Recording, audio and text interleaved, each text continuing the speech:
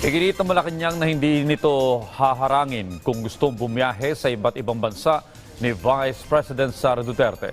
Habang sinagot naman ng Malacanang ang apela ng bise. Ang detalye sa report ni Clazel Pardilla.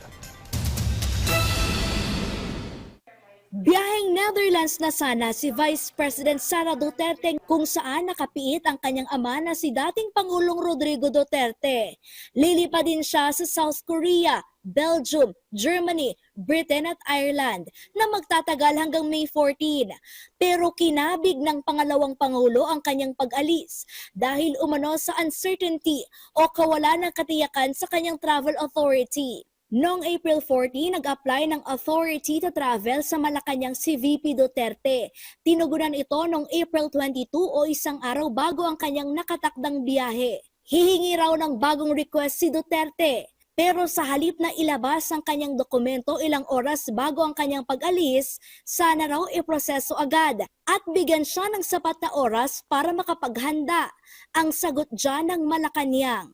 Ang Vice Presidente, ayon naman po sa records, ay nakakatanggap po ng dokumento para sa travel authority niya a day before her intended vacation. So, hindi naman po siya tinanggihan. Wala pa sa record na kapag siya'y nag-request ng pagbabakasyon or personal trip ng mahabang araw or mahaba na panahon na siya'y tinanggihan. So, para sabihin na last minute resolution or decision to, hindi po ganon. Tinabla rin ng Malacanang ang apela ng pangalawang Pangulo na bigyan ng confidentiality ang pangangasiwa ng mga sensitibong dokumento para na rin sa kanyang seguridad.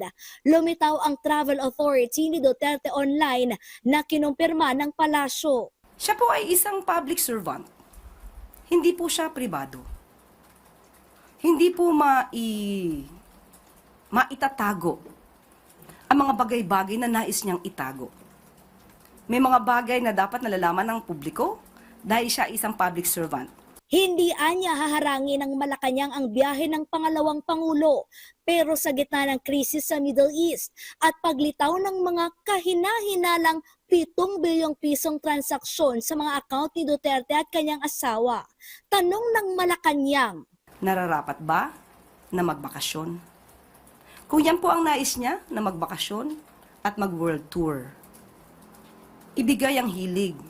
Clazel Pardilla para sa Pambansang TV sa Bagong Pilipinas.